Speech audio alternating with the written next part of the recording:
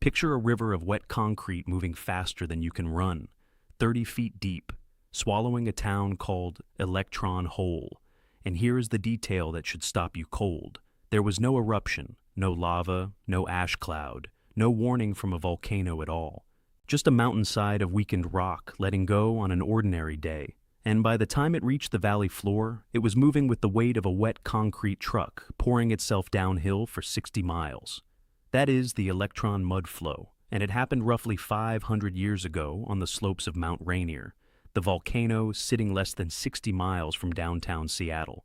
The volcano more than 90,000 Americans currently live directly downstream of, right now, tonight, without a single one of them needing a volcanic eruption to be in danger.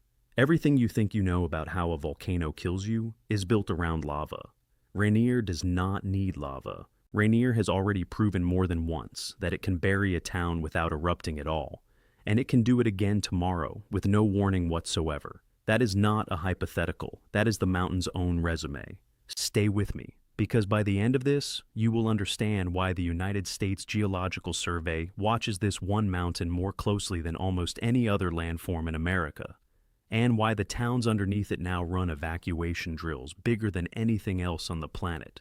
Start with the number that should reorganize how you think about this mountain entirely. More than 90,000 people currently live inside Mount Rainier's mapped Lahar hazard zones. According to the United States Geological Survey's own recent estimate, that is not a number about who might be inconvenienced by ashfall. That is a number about who is standing, today, on ground that has already been buried by exactly this kind of flow before, more than once, in the last several thousand years. Compare that to nearly any other volcano in this country, and the gap is enormous. Most of the volcanoes that worry geologists sit in wilderness or near small towns, or out in the Aleutians where almost nobody lives. Rainier sits at the edge of one of the fastest-growing metropolitan regions in the United States, with towns built directly on top of the exact deposits left by its last major flows: Orting, Puyallup, Sumner, Buckley, Enumclaw, Auburn. These are not obscure names on a hazard map. These are functioning American towns with schools and grocery stores and little league fields, sitting on ground that the United States Geological Survey has documented in its own words, as built on top of the deposits of a lahar big enough to reach Puget Sound. Here is why this mountain in particular is capable of this in a way almost nothing else in the Cascades is. Mount Rainier carries 25 major glaciers, and according to the United States Geological Survey, that ice sheet holds more than 5 times as much snow and frozen water as every other Cascade volcano combined. Height matters too. Rainier rises higher above its surrounding valleys than any other volcano in the range, which means anything that lets go near the summit has enormous distance and enormous gravity working in its favor before it ever reaches a town. And underneath all that ice, the mountain has been cooking itself from the inside for thousands of years. Hot, acidic groundwater has been circulating through Rainier's upper slopes for so long that it has chemically weakened huge sections of the rock, turning what should be solid stone into something closer to wet clay. The United States Geological Survey has a blunt way of putting it. Because of its great height, its frequent earthquakes, its active hydrothermal system, and its extensive glacier mantle, Rainier is potentially the most dangerous volcano in the entire Cascade Range. Notice what is not on that list. Lava is not on that list. The danger here was never primarily about an eruption. It was always about what happens when heat, water, ice, and weakened rock all sit stacked on top of each other above towns full of people. And here is a comparison that should make this land even harder. The United States Geological Survey has stated directly that if Rainier ever does erupt, the debris flows it produces are likely to be much larger and travel a much greater distance than the ones that came off Mount Saint Helens in 1980. The eruption most Americans over 50 still picture whenever someone says the word volcano. Saint Helens blew its north face off in front of cameras and killed dozens of people in a single catastrophic afternoon. Rainier's own government scientists are telling you, in plain language, that its flows would go farther than that. Sit with that comparison for a moment, because it is not this channel's opinion. It is the agency that monitors both mountains saying it in writing. It helps to know where Rainier sits in the government's own ranking system.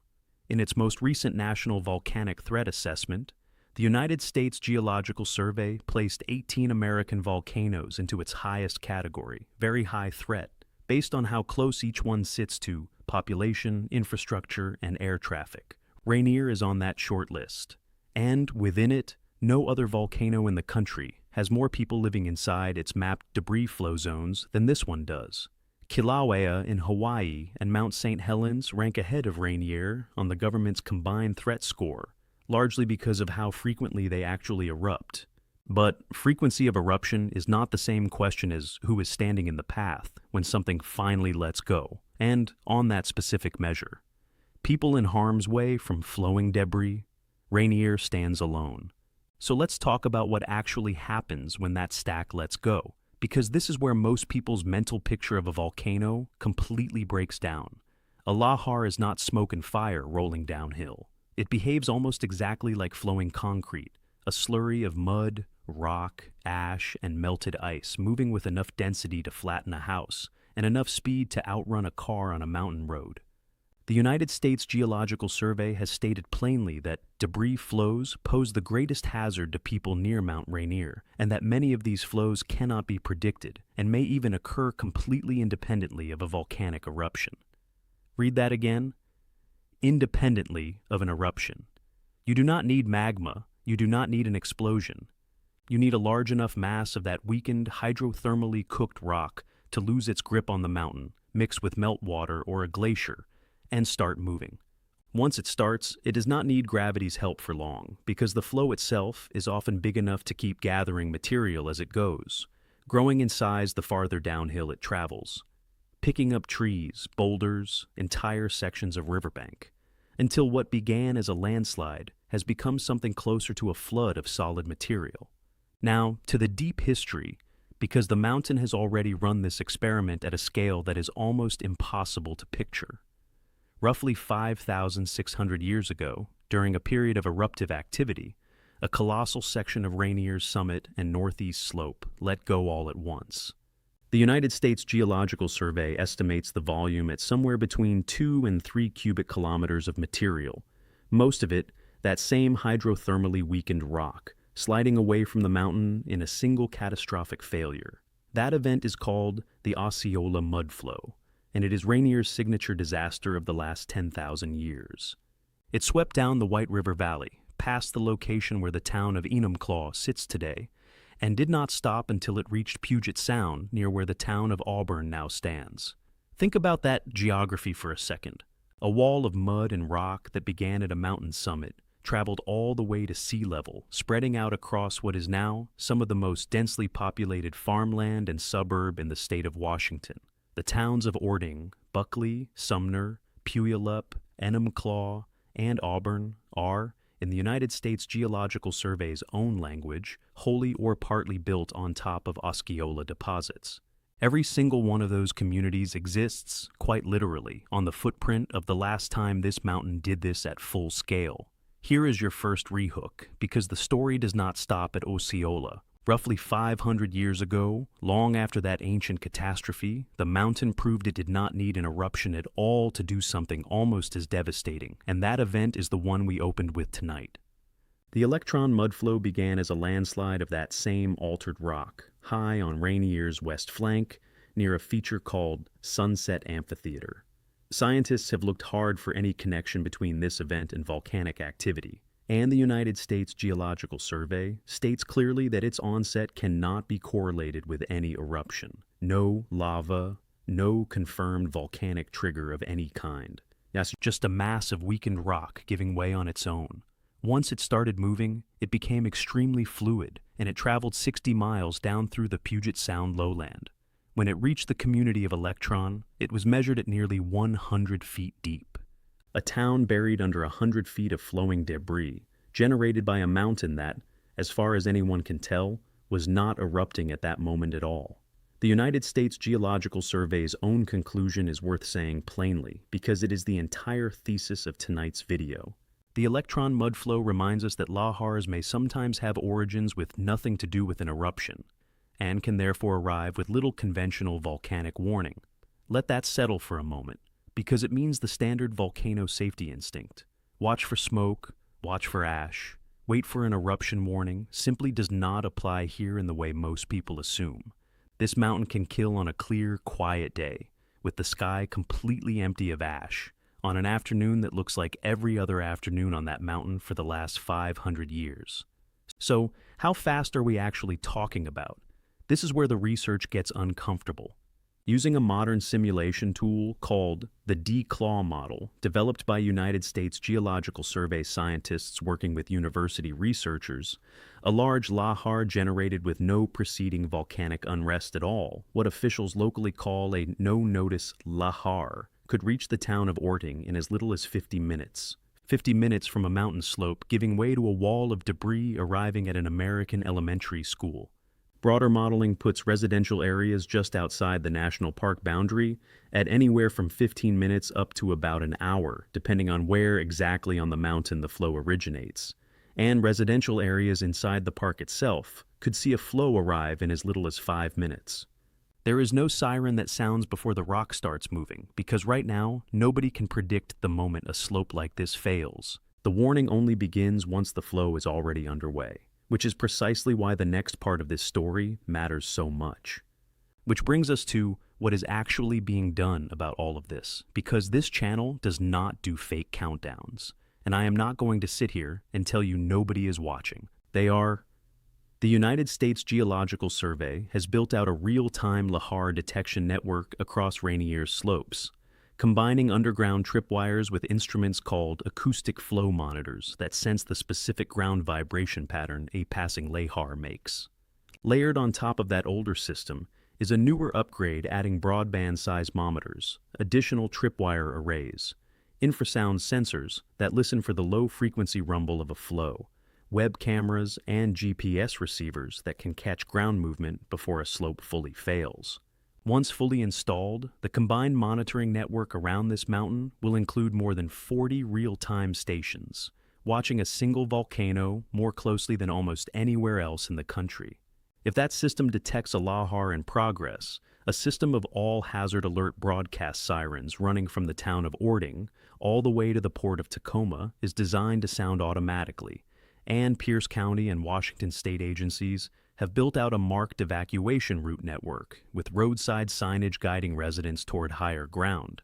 So, people know exactly which direction to run before they ever hear a siren at all. Here is your second rehook, because those evacuation plans are not theoretical either, and what these towns actually did with them this year is one of the most remarkable civil defense stories in the entire country. And I am going to walk you through exactly how large it was. On the 21st of March, 2024, more than 45,000 students across communities south of Seattle and west of Mount Rainier took part in what organizers describe as the world's largest lahar evacuation drill. Around 13,000 of those kids physically walked, some of them up to 2 miles each way, out of the mapped hazard zone and onto genuinely higher ground, not into a gymnasium, not into a hallway, but out of the actual path a real flow would take. Whole school districts practicing in daylight on an ordinary Thursday, the exact route they would need to survive an event that geology says has already happened here more than once. If you are the parent or grandparent of a kid in one of those districts, that drill is not an abstraction. That is your family's actual emergency plan, tested at scale, with tens of thousands of children walking it in real time, teachers with clipboards checking names off at the far end of the route. It is worth pausing here to say plainly that none of this is unique to some remote wilderness far from where you live. Orting today has grocery stores, a high school, a downtown with a coffee shop on the corner, and families who moved there for the views of the mountain, the same mountain whose deposits their homes are sitting on. That is not a criticism of anyone who lives there. It is simply the geography of the Pacific Northwest, where some of the most fertile, flattest, most buildable land in the entire region happens to be old lahar deposits, because lahars are extremely good at creating exactly that kind of land. The very thing that makes the valley floor attractive for houses and farms is the thing that proves it has flooded with debris before. Now, for the honest odds, because I promised you, this channel does not deal in fear for its own sake. As of the most recent notice from the United States Geological Survey, Mount Rainier's volcano alert level sits at normal with a green aviation color code, meaning there is currently no indication of unusual volcanic unrest. The mountain has not produced a significant eruption in the past 500 years. Nobody credible is telling you an eruption is imminent, and I am not either. The honest odds on a Rainier eruption in your lifetime remain genuinely low, and the monitoring network exists precisely because scientists take the mountain seriously, not because they are expecting something tomorrow. But odds are not the same as zero, and the distinction that matters most here is the one this whole video has been building toward. The probability of an eruption is low. The probability of a large, non-eruptive landslide lahar, the electron scenario, the kind with no warning from the volcano itself, is a separate and much harder number to pin down, precisely because it does not depend on volcanic behavior.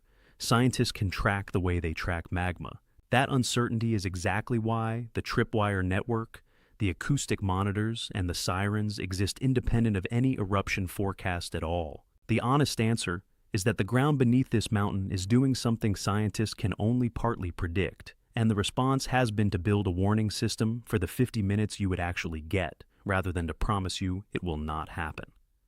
One more thing, before we get to 3 futures. The drill I just described is not a one-time publicity event. Districts in this corridor rehearse versions of it regularly on a schedule, the way other parts of the country run tornado or fire drills, because the emergency planners in this specific corner of Washington decided decades ago that this was not a threat worth leaving to chance, even with the odds of any given year being low. That decision, made quietly by school administrators and county emergency managers long before any of this became a headline, is arguably the most undertold part of this entire story. So, 3 futures. In the first, and by far the most statistically likely, nothing happens for the rest of your life. The glaciers keep melting slowly. The hydrothermal system keeps quietly cooking rock at depth. The monitoring stations keep humming along, recording nothing more dramatic than routine mountain earthquakes, and Rainier remains exactly what it has been for 500 years. A beautiful, quiet, watched mountain that tourists photograph and hikers climb, and nothing more. In the second, the more realistic middle scenario, a moderate slope failure occurs somewhere on the upper mountain, smaller than Electron, and the network does exactly what it was built to do. Sensors catch the vibration, sirens sound from Orting toward Tacoma, and evacuation routes that have already been walked by tens of thousands of school children get used for real, buying most people in the path enough of that 50-minute window to reach higher ground before the flow arrives. In the third, the genuine worst case, a failure on the scale of Electron, or larger, happens with minimal warning in a populated stretch of valley faster than the response system can fully clear. That scenario is rare. It has happened only a handful of times in thousands of years of geologic record. But it has happened on a mountain with no eruption required, and that is precisely why it belongs in this conversation instead of being waved away like it could never happen again. Here is my honest opinion, after everything the research shows. Mount Rainier is not dangerous because it might erupt. It is dangerous because it does not need to. This is a mountain that has already demonstrated, in its own geologic record, that gravity, heat, water, and time are enough on their own to send a wall of debris moving at highway speed toward towns full of people, without a single drop of lava involved. The volcano everyone pictures when they hear the word eruption is almost the wrong mental model entirely for what actually threatens the more than 90,000 people living in its shadow. What genuinely impresses me is not the mountain, it is the response. A real-time sensor network strung across an active hydrothermal volcano, a siren corridor running from a small town to a major port city, and the largest lahar evacuation drill ever attempted anywhere on Earth, all built for a threat that does not announce itself with smoke or ash. That is not fear-mongering. That is a community that read the geology correctly and planned for the version of the disaster that is actually most likely to reach their door, instead of the cinematic one Hollywood keeps selling them. Now I want to ask you something, and I would genuinely like to know the answer in the comments. If you grew up anywhere near the Pacific Northwest, or you have family there now, did anyone ever actually sit you down and talk to you about lahars specifically, by name? Or did you only ever hear the word volcano and picture lava the way most of the country still does? Tell me honestly whether tonight is the first time you have heard that a mountain like this can bury a town without erupting at all. I read every one of these, and that gap between what people assume and what the geology actually says is exactly why this channel exists. If this changed how you think about what a volcano actually is, hit like on this video. It genuinely helps more people find channels like this one instead of the ones chasing fake headlines. And subscribe, because the next story on this channel takes us 3,000 miles away from any volcano at all, to a stone monument in the nation's capital that cracked from an earthquake nobody on the East Coast thought was possible, in a part of the country where, as you are about to learn, almost nothing was ever built to survive shaking at all. The ground beneath America is speaking. Make sure you are listening.